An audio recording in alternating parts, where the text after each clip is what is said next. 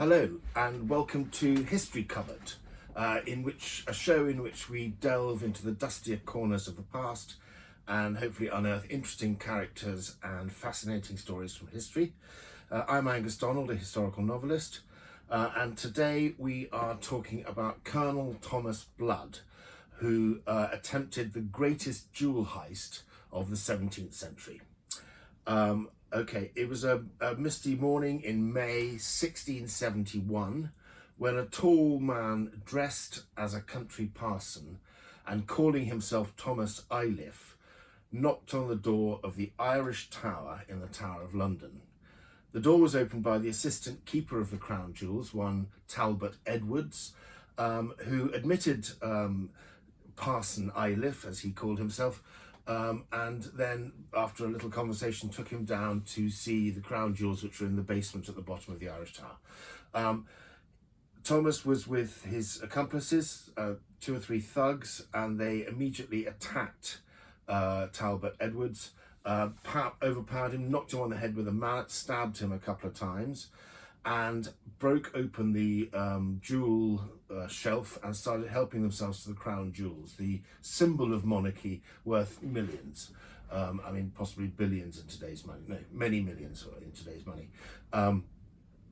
They were coming out of the Irish Tower and making their way across the courtyard in the centre of the Tower of London, when by bad luck for them, they ran into an army officer who slightly knew one of the accomplices. He stopped them, asked them what they were doing. They immediately knew that they were busted and broke into a run. There was a running fight all the way across the courtyard of the Tower of London, and some of the accomplices escaped, but Thomas Blood, as Thomas Iliff was captured, and he had scepters and jewels and crowns and stuff all about him, and he was busted, he was captured. So he was thrown into the Tower of London, and they beat the bejesus out of him and asked him who his accomplices were and who'd helped him do this. And it was the most shocking event because he had basically stolen the majesty of the king, and attempted to steal the majesty of the king, and he'd been caught. So when he was in jail, he refused to speak to his captors, and he insisted on having a private audience with the king. Now, this is quite an odd thing to demand. Can you imagine a major criminal today or in the 20th century, in, say, the Cray twins or Ronnie Biggs or somebody, demanding to speak to Queen Elizabeth? It's a very, very weird thing. This guy, Thomas Blood, was a very bad guy. He was born in 1618, County Clare in Ireland, from a fairly good family. His grandfather was an MP, an Irish MP. His father was an ironmaster, so quite wealthy. When the Civil War broke out in 1642, he fought for the Royalist side, and I think this is indicative of his character, when it was clear that the Royalists were losing, he switched sides and joined the parliamentarians, who were of course triumphant at the end of the war, and he was duly rewarded, as a lot of Cromwell's followers were, with lands and prizes and money.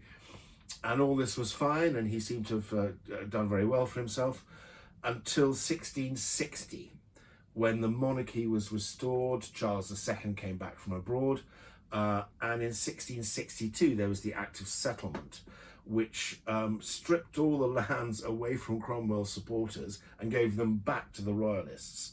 So in 1662, suddenly Thomas Blood was absolutely bereft of all of his sources of income and his lands and his properties. He was furious. He was not the kind of guy to take this lying down, and he hatched a plot to storm Dublin Castle, which was the seat of the Irish government, and to kidnap and hold for ransom the Duke of Ormond, who was the Lord Lieutenant of Ireland, James Butler. And this was his madcap scheme. It failed. He was betrayed by informers. He had to flee Ireland, and he went to England and possibly to Holland as well, and then back to England, London, where he hid out doing various kind of nefarious things until he came up with the scheme in 1671 to steal the crown jewels. And what he did was he pretended to be a parson with a wealthy nephew who had some money and was looking for a wife, and Talbot Edwards had a daughter who was looking for a husband, and he made the acquaintance of this guy who was who was in charge of keeping the crown jewels, and suggested that they might marry their children to each other. And Edwards then took him to be a friend, and that's how he was able to gain access to the crown jewels.